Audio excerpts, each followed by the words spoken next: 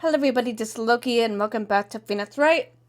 So gonna go ahead and continue from where we last left off. Good morning, Mr. Wright. Good morning, Maggie. So, what do you think is gonna happen today, sir? Yesterday's session didn't go as well as ended on a giant mystery. That's true. And we still haven't solved a single part of it yet. Are you okay, Nick? Huh? Oh, yeah, of course. I saw that little flash of doubt in your eyes.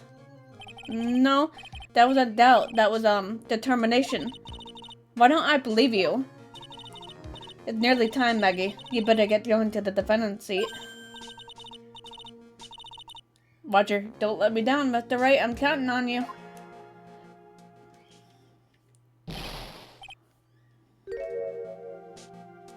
Hey, pal. Hey, Detective Gumshoe. Quit stressing Maggie out. She doesn't need that. How did you know she was stressed? I was watching through the doorway. Oh. You look like you lost the case already. Show a bit of confidence, will ya, pal? Here, maybe this'll help. Huh? Have you taken up aromatherapy too? Have you forgotten? Not in a million years, pal. Don't tell me you don't remember this thing. Is it that the ear drops? Come to think of it, it doesn't look like one of those aromatherapy bottles. This is the small bottle that turned up in Trey Bien's kitchen a couple days ago. Wow, look at all these little bottles. Oh, they're aromatherapy oils. He got so many, they're flown on the floor. Hey, wait a minute. There is one bottle that's different from all the others. Well, what do you know? And it doesn't have a label either. And it doesn't smell. We finally got the analysis results back from the lab. So, what is it? Is it the poison? Yeah, is it? I'm afraid not, pal. It's medication. Medication? Yeah, for ears. Topical use only, apparently. For ears? You mean? Yeah, it's the medication Glenn Elg was using for his ruptured eardrum. What was Glenn Elg's ear medication doing in the kitchen? What about the unidentified fingerprints? Anything on that? Someone screwed up. So they only had time to analyze the contents of the bottle. Another hour and they might have gotten something on the prints, but that's going to weaken its impact of the piece of evidence. Okay, pal, this is it. Make sure your defense is impregnable today, got it? Today's trial. I'm gonna expose that guy for what he's done, or my name isn't Phoenix Wright.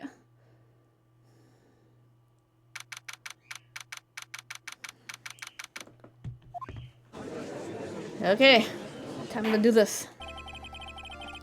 Court is now in session for the trial of Maggie. The defense is ready, Your Honor. Ready and waiting, as always, Your Honor. Very good. Then we'll get underway at once. Yesterday we heard the testimony of Mr. Victor Kudo. He claimed to have witnessed the defendant putting a powder in the victim's coffee. However, the witness's testimony was plagued with a number of problems. The mark on the rim of the cup showed the victim drank with it from his right hand, but according to the old man's testimony, he picked it up with his left hand. Thank you, Mr. Gato. Furthermore, according to the witness's account, the victim was listening to the radio with an earpiece in his left ear. Yet the victim's left eardrum was ruptured, which made him effectively deaf in that ear. It's amazing how many contradictions in a single case can have, huh, Nick?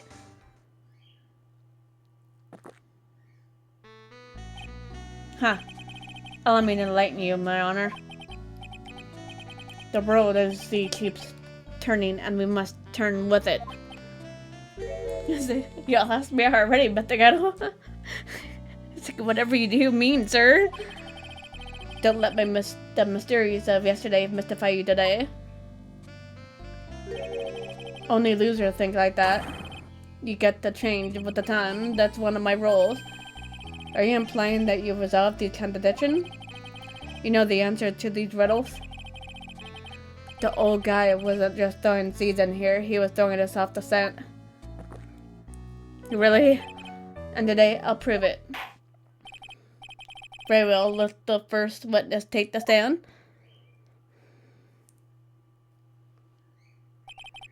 And you are... Oh, bonjour, everyone. I'm John Armstrong, the owner of and head chef of La Très Bien restaurant. Forgive me for asking witness, but are you a woman? I don't think it is. Oh la la, sir. Can you, as you can see, I'm a pert and perky gentleman, no? On the day of the incident, you were in Très Bien kitchen. Isn't that right? With you, Missouri? Everything feels right. Oh god, this guy, I swear. Huh. Wow, he's totally unfazed. Doesn't anything intimidate this guy? Very well, your testimony, please, witness. Please tell the court what happened that day at Très Bien. William. Guess he's gonna tell us. When it all happened, there were only two customers in my restaurant. I remember I was experimenting with some new art deco that day. Like having a large mirror between the table, for example. Wait, perhaps that's what the old man was looking at? The cap, the earpiece, the glasses. He would have seen everything in reverse, no? Mirror? Oui, un grand mirror. The most enormous mirror. And suddenly, the mystery disappears. Like I said, the road keeps turning, so roll with it. That would explain the coffee cup and the earpiece conundrum. The mirror would have made everything appear to back to front. What the heck? That's way too early in the morning for that to be happening to me. Like, seriously? Now then, Mr. Wright, you may begin your cross-examination.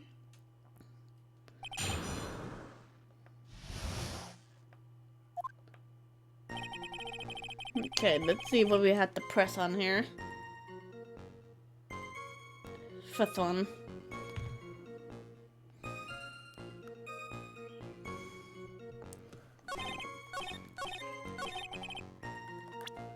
Okay, let's show... Where's Glenn at? Here we go. Man, Glenn was 28. That's awfully young to go. The coffee cup, the earpiece, and the HMD. Let's think back over Mr. Kudo's testimony for a second, shall we?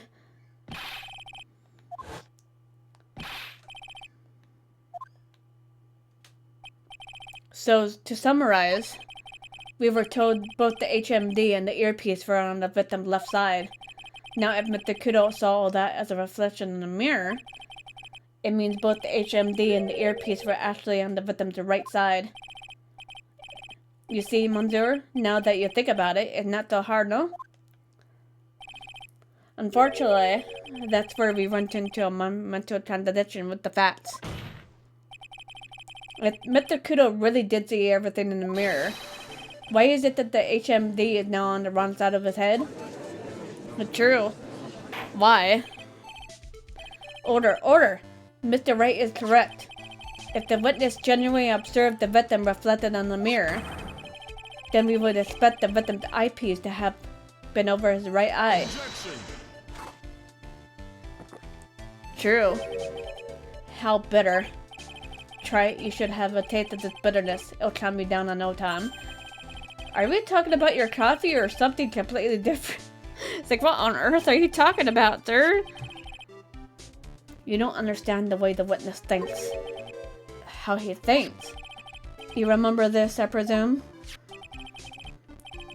I broke the vase apology. I mean, Mr. Kudo's sworn testimony? Exactly. The old man has one grievous habit, other than throwing seeds.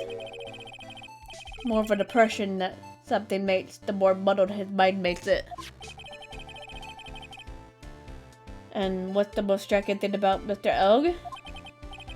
Clearly it's the victims of eyepiece. And that's my point. The old man strikes again.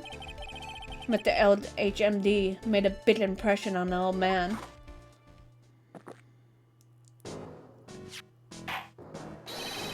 I saw the earpiece and the newfangled spectacles he's wearing. Oh yes, they were both on his left ear. Did you hear? His left ear. Huh. Well, we'll try it. That's the worst but best impression of Kudo ever. Wow, I really thought he was OCD for a minute there. God was good. Enough. I must agree that yesterday's witness was imperceptibly rash in much of his testimony. Bad luck, Nick. Looks like the boil of a contradiction you found is just a rash. Really? A mirror can't be beaten by a handful of seeds, nor can it lie. So, what exactly was the old man looking at? Fill us in, Mr. Armstrong. Go on, tell the court. We're all ears. I can explain. Please, if you will look at the plans of the restaurant.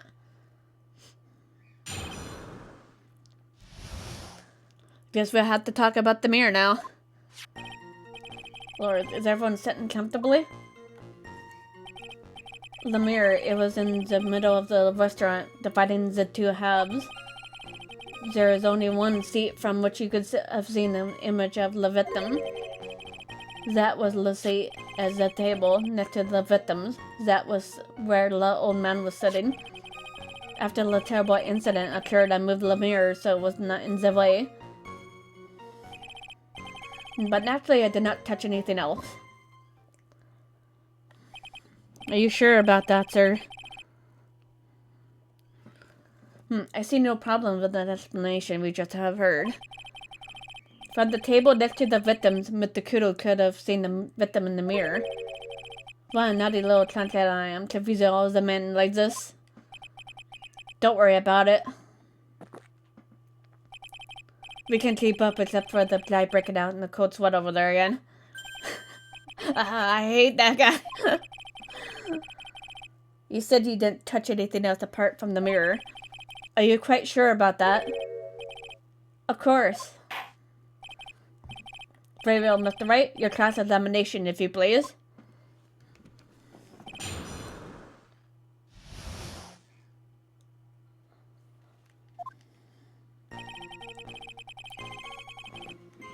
So let's see.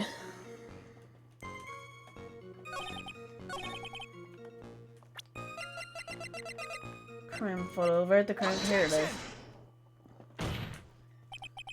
This piece of evidence contradicts with the testimony we heard, Your Honor. Crime photo.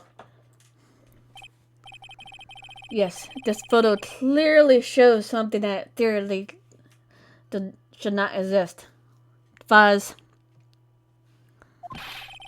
What on earth do you mean by that, Mr. Wright? Should not exist? Huh. Sounds like you're just driving yourself, right? Now then, if the defense would please clarify the statement. Okay, this vase here, because Kudo knocked it over.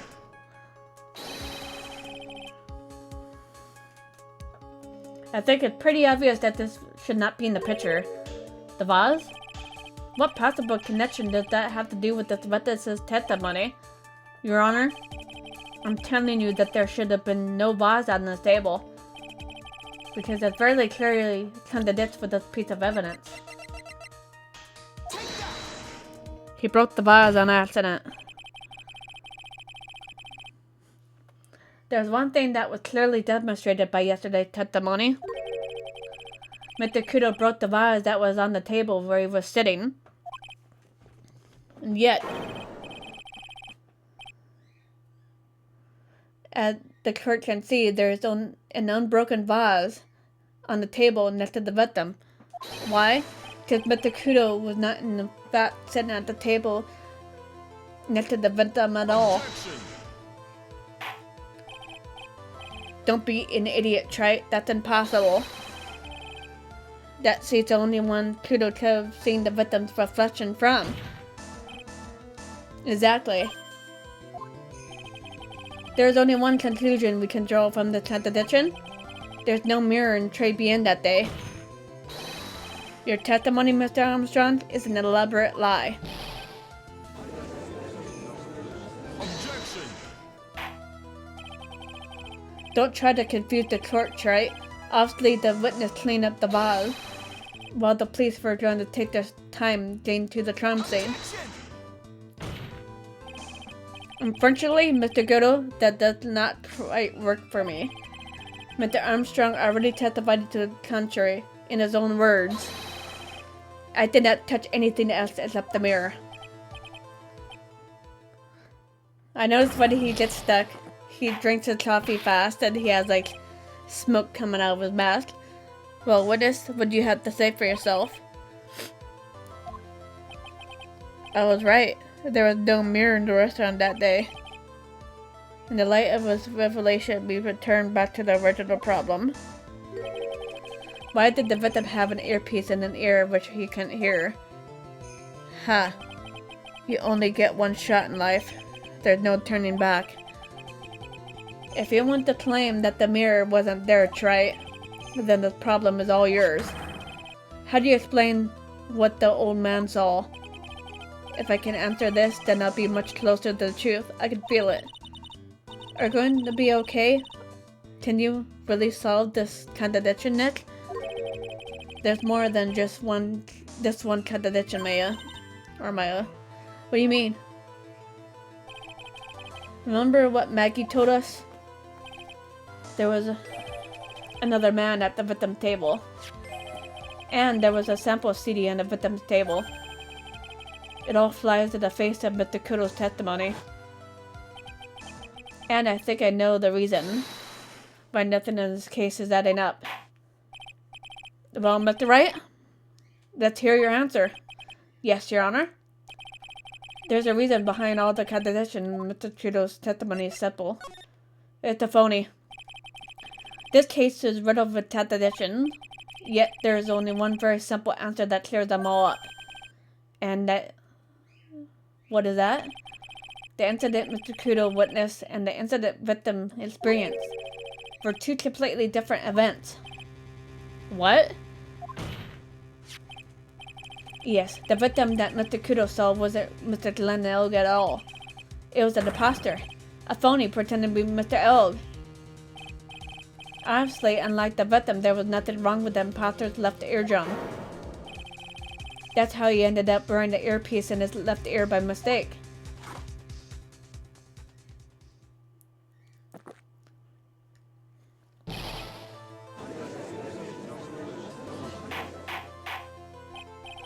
Order in the court. Settle down or I'll clear the courtroom.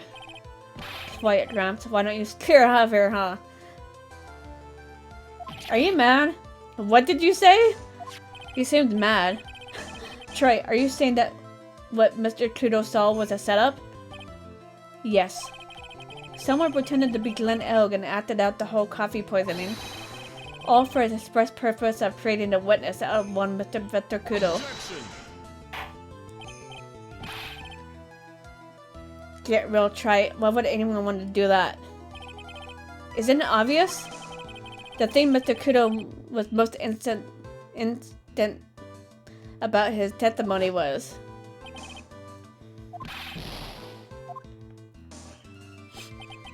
It's so hard to believe, but... There was one and only one reason to show Mr. Kudo was this fake poisoning.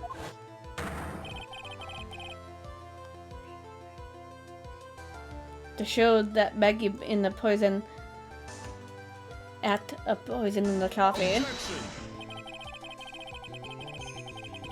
Are you insinuating that waitress in the old man's story was fake as well? It's true that there were no other customers in the restaurant at the time, but it's also true that the chef was there. He could have noticed what was happening. That's right. Well, witness? If your restaurant really was the scene of such theatrics, you would have known about it, correct? Oh la la. This is most difficult for me. No, it's quite simple. All you have to do is testify you're under oath after all. That's true. So true. Was there in fact a phony at Tribune that day? The defense demanded that Mr. Armstrong would tell the whole truth about what happened. The defense request for additional testimony is accepted. You will accurately explain in detail the events in the restaurant that day. We.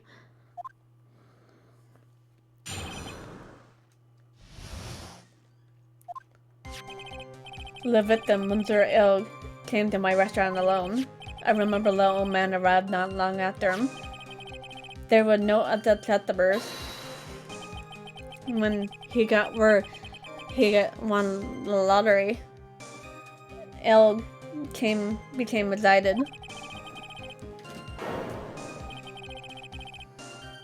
It was approximately 5 minutes later that the poisoning incident occurred.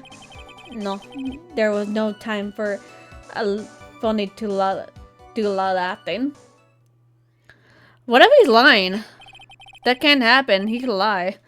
Just so we're clear, there was no mirror in the restaurant after all. Forgive me, Your Honor. I lied because I wanted this mess to be cleared up quickly. What have you done is commit perjury, Mr. Armstrong. I will decide how to punish you later. For now, we'll hear your cross-examination, Mr. Wright, if you please. He took that perjury charge a bit too well. True, he was too calm. But I'm guessing he'll be in more serious trouble after this cross-examination.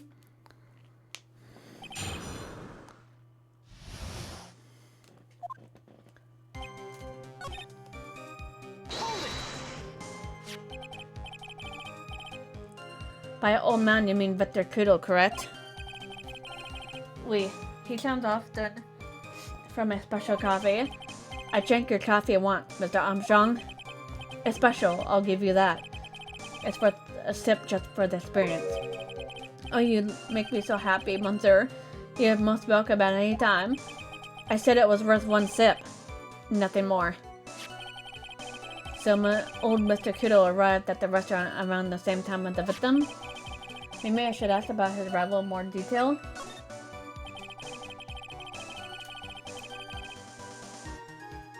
So you're saying not much time elapsed between the victim and Mr. Kudo arrived? That is correct. I still leave the possibility that something happened in the gap of time. By your recollection, how much time would you say elapsed? Let me see. Approximately 2 minutes, I would say. 2 minutes? That's all?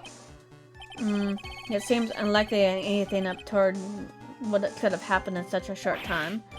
Rats. I knew I shouldn't pursue this kind of questioning.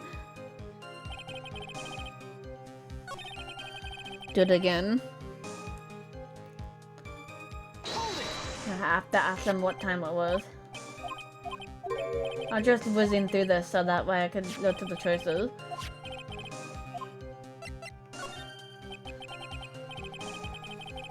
That way he could revise his statement. Oh no, I cannot remember, Monsieur. I believe we were told by a witness yesterday. So it was around 2 something? Did that perhaps jog your memory, witness? The incident happened about 20 minutes after he arrived. So the victim must have arrived between 2 p.m. and 2:10, no? Just after 2, huh? Thank you for your help in jogging my memory, Monsieur. You're wonderful. I can't sit here all the time doing nothing now, can I? The time of day will be added to the witness's testimony. Monsieur Judge. Everything I do it for you. Merci bien. That's French, isn't it?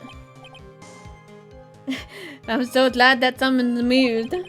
I'm glad that at least one person is in a good mood. He's even humming a song to himself. Hey, at least he's in a good mood. See. I'd have to present the radio flyer. Probably got you, Mr. Armstrong. What do you mean? At the time in question, the victim was listening to the radio with his earpiece. The show he was listening to was Millionaire Radio. Each week they announced the winning numbers of $500,000 lottery ticket. Wait, that must be a show an Elg was listening to. I can't see any problem with the testimony, Mr. Wright. I wonder. You say the victim arrived at your restaurant after 2 p.m., correct? Oui. I'm sure of it. I remember it perfectly now. I know it was at that time because I just finished serving the lunch menu. Get to the point, try it, if you have one. That show is broadcast live at 1:30 p.m. and it claimed to be one of the most thrilling 10 minutes of your life. It's on the air at 1:30. Now, supposedly, the victim made some noise when it was announced that he had won. And yet, I don't believe his cry of joy could have occurred after 2 p.m. because that show had already finished more than 30 minutes earlier by that point in time. That's true. So true. It was already past that time. So this victim we have been told about had done nothing but the impossible. Listening to the radio with a ruptured eardrum, catching a show that was already over. There's only one conclusion you can draw from these facts. This victim was an imposter acting out the poisoning 30 minutes after the real murder. So true. Yes, there were 2 Glen Elgs in Trey Band that day. The real Glen Elg, now dead, having been poisoned by the real killer. And the phony Glen Elg acting at the event for the Mr. Kudo, the witness. It certainly seemed that way. I mean, if that wasn't the case, how do you explain the time discrepancy? Objection. Try the performance, right? You're almost on a roll. But sadly, you lack the rock-hard foundation of rhythm to build your song. What is this? Music Theory 101? Where are we in music class? Let's recap according to your imaginative theory. It's now just after 2 p.m. The phony Elg is performing a play for the benefit of Mr. Kudo. How do you explain then where the real Glen Elg is? I don't believe I have to spell this out for the court. However, at that time the real Glen Elg was already dead. That's certainly the obvious conclusion. Objection. Yeah, it's pretty obvious. Think you tried? That's exactly why I was hoping you would say. What? No, I presume you can prove this theory of yours. Can you explain where the missing corpse went to? The missing corpse? According to the old man's testimony, there was only one other customer there. If that customer was the phony Glen Elg, then where did the killer hide the body of the real victim? True, where did he hide it? The prosecution has a valid point, Mr. Wright. If your theory is to stand up to the examination by the court, you must provide us with proof by answering the prosecution's question. Where did the killer hide the body? Yes, Your Honor. No consider, try it. Let's just hear some facts for once. Show the court a piece of evidence that proves where the body was hidden. Evidence? What's with the intense pressure all of a sudden? I thought I had him in that contradiction. But he's turned it all around and backed me in the corner instead. Well, Mr. Wright, the court will now hear the defense's theory and evidence. First, where was the body of the real Mr. L concealed?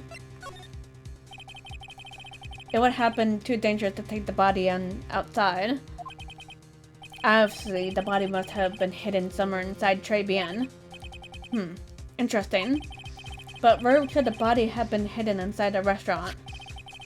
Perhaps you could care to show the court these plans, Mr. Wright? Yes, Your Honor. Kitchen.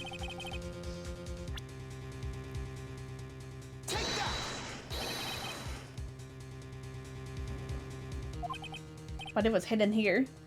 I see. Nice supposition. But the real question is, can you back it up? Where is the evidence that proves that the body was hidden in that location?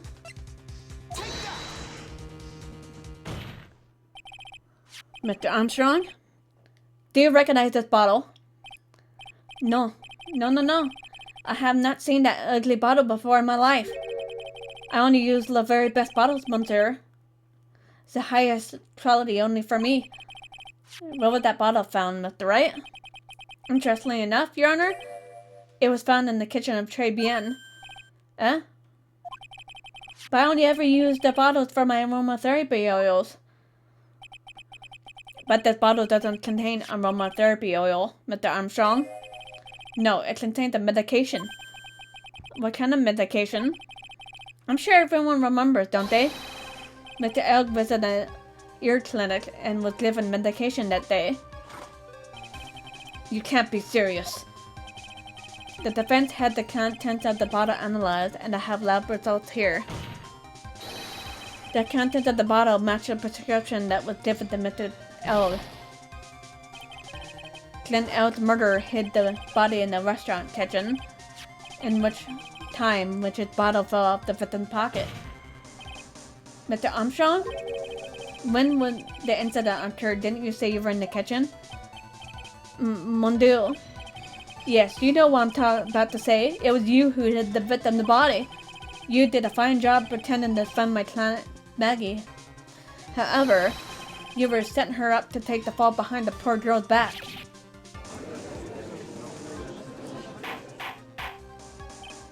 Order! This is an extraordinary development. Witness, did you murder Glenn Elk? Never! I could not do such a horrible thing.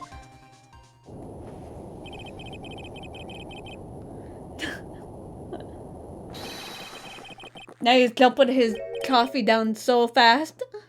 Mr. Godo. The bitterness. Every time I get lied to, I always down a mug of coffee. That's one of my rules. Do you have the slightest idea how many cups you had by now? Me, I only could handle 2. That's all I can handle. Just 2. Either between 1 or 2. Then I like to do the same to the person who lied to me. I like to take them down with my empty cup. Listen up, chef. How about a brand new flavor in your ear, my H-deficient friend? Please, you must hear me out. It's a trap. Listen to me. Por favor. Yo hablo español. I'm Mr. Armstrong, and por favor is my Spanish. I'm only going to ask you once. Did you do it? No. Absolutely not. Let's hear it. You've got one shot. Right, Gramps? Witness, the court will permit you the chance to make one more final statement. If you lie under oath again, Mr. Godo's coffee mug awaits you. As does my gavel. Oui, it's clear. What do they always say in movies? I got a bad feeling about this. Very well. Begin your final testimony, Mr. Armstrong.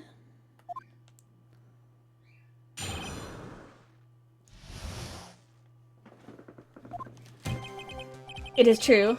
I hid the body in the kitchen. A man forced me to do it. I had no choice. I had to go along with him because there was a reason why I cannot refuse. But I did not kill him. I swear, you must believe me.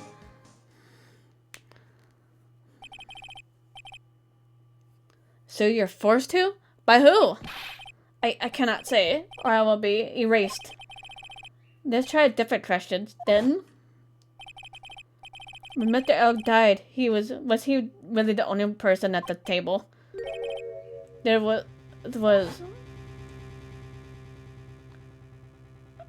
There we go, now we got the truth out of him. There was another man. I knew it! Maggie was telling the truth all along. Yep, she was telling the truth. I always believe Maggie. May cross-examine the witness now, Mr. Wright. Just one more thing I need to do.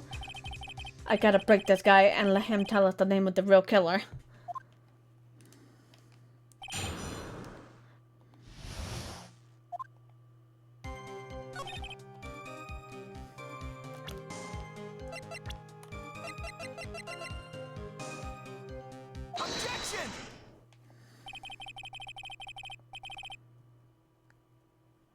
This ended this dance of ring around the rosy, Mr. Armstrong. This is the man you've been referring to. Ah, who is that? I feel like I've seen him somewhere before. Oh, I don't know. Maybe a month ago in this very courtroom? He's my phony, sir. The man is for your Tigger. He's the manager of loan office tender lender. There's no point in trying to hide the truth anymore, Mr. Armstrong. I know you can't go against Mr. Tigger at least not while he has this on you.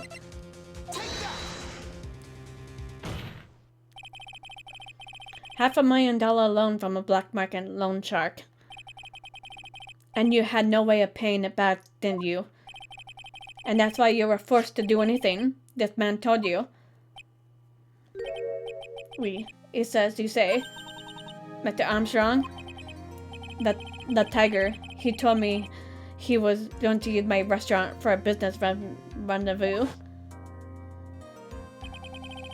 On the day in tragedy, he was meeting the victim and the man that he repay his loan.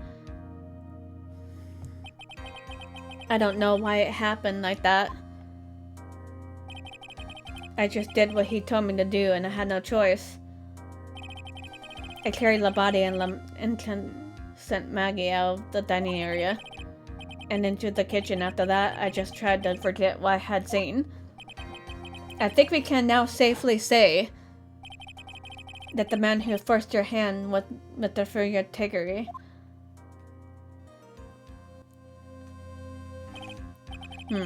I do have one further question for you, Mr. Armstrong. The poison and the lottery ticket were found in the defendant's apron pocket. Was that your doing as well? No, I do not know nothing about that.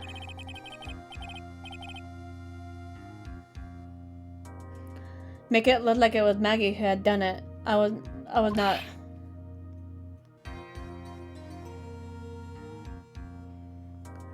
It's disrespectful.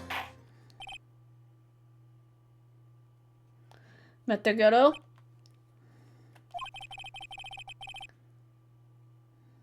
You have summoned this Furrier Tiger as a witness. I doubt that can be arranged today, so we adjourn for now. Proceedings will continue tomorrow.